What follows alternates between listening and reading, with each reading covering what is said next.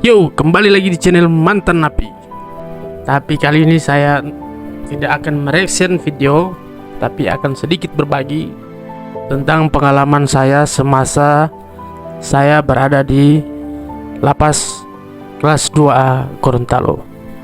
Jadi sebelum kita ke cerita, karena ini channel baru saya dan saya baru berkecimpung di dunia YouTube, jadi mohon bantuan teman-teman senior-senior untuk bimbingan dan untuk kawan-kawan agar video ini bisa di subscribe lebih berkembangnya channel saya. Sebelumnya saya ucapkan terima kasih untuk kawan-kawan yang sudah mau turut membantu saya dalam mengembangkan channel saya ini.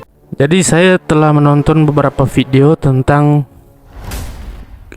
kekerasan atau apa ya lah yang namanya yang berada di dalam penjara.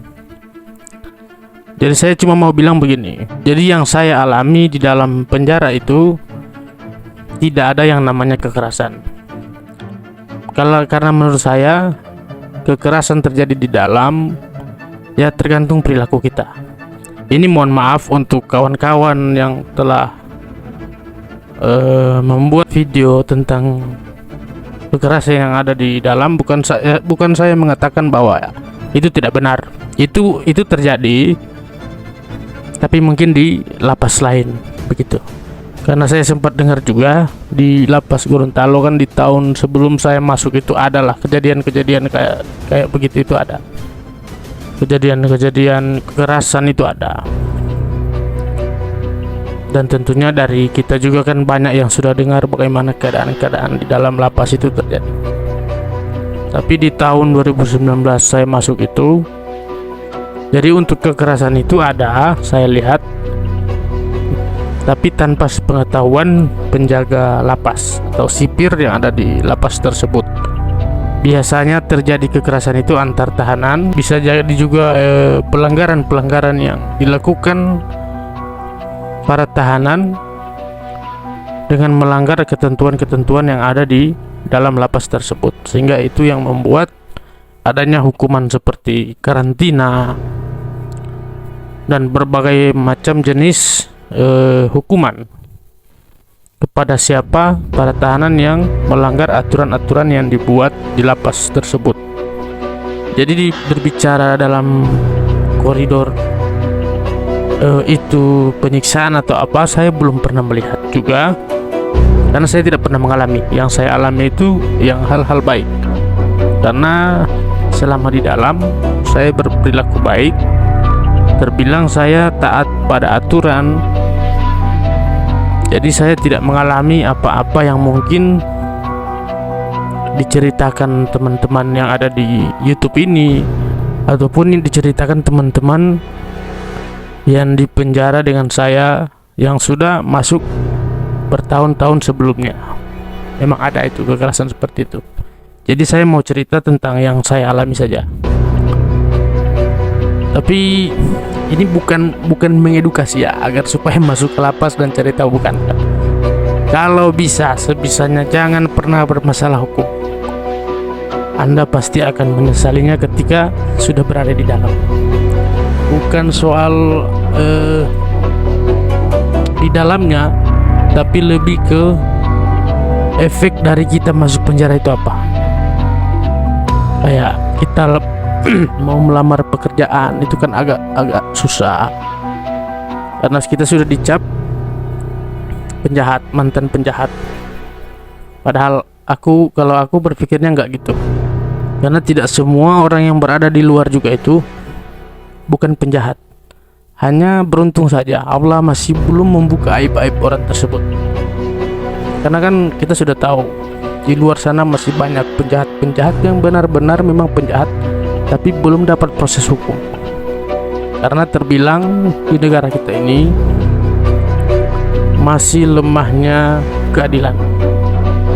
Saya mohon maaf, saya berani sampaikan ini karena memang saya melihat perilaku menyimpang orang di luaran sana, tapi masih bisa terbebas dari jeratan hukum.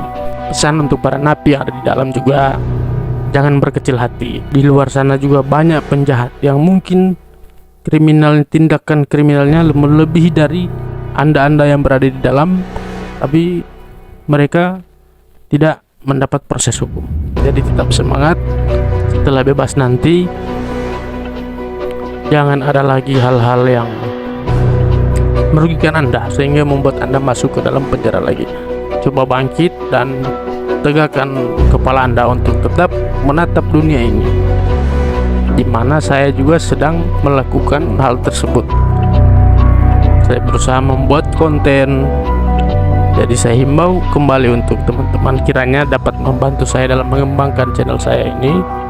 Tentunya dukungannya dengan cara subscribe lah channel ini.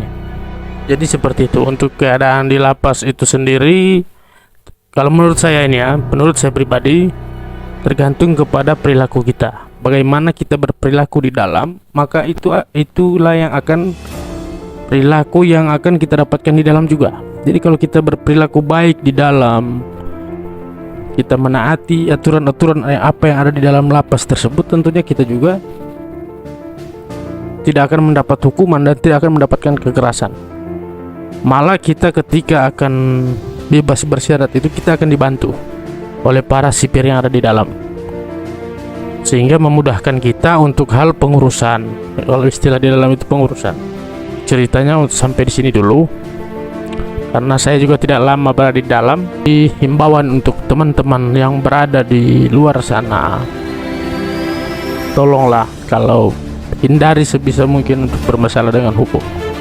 Karena ketika kita sudah berada di dalam lapas itu kacau sekali pikiran kita. Itu bukan tentang lagi apa makanan di dalam, bukan tentang lagi tempat tidur yang ada berada di dalam itu seperti apa, lebih ke mental kita. Apalagi kalau kita yang sudah berkeluarga, kan pemikirannya jauh, gimana ini nasib anak kita, nasib istri kita, bagaimana masa depan mereka. Itu yang akan menjadi beban ketika kita berada di dalam. Jadi bukan lagi tentang makanan yang tidak enak mungkin, atau tempat tidur yang kita berhimpit-himpitan di dalam. Jadi bukan tentang itu lagi. Lebih ke masalah mental kita, siap atau tidak siap berada di lapas itu. Karena kan banyak kita tahu, banyak yang tidak kuat sehingga berakhir ke bunuh diri juga. Jadi cukup sampai sini cerita saya. Sekali lagi jangan lupa subscribe, bantu pengembangan akun-akun seperti ini. Ingat, ketika Anda menekan subscribe di channel ini, Anda tidak sedang membantu Raffi Ahmad dalam mengembangkan usahanya, atau juga tidak sedang membantu Baimong, tapi Anda sedang membantu seorang ayah yang mencari nafkah untuk anaknya, atau untuk mantan napi yang susah dalam mencari pekerjaan. Jadi sebelumnya saya ucapkan terima kasih dan tetap semangat, terus berkaya.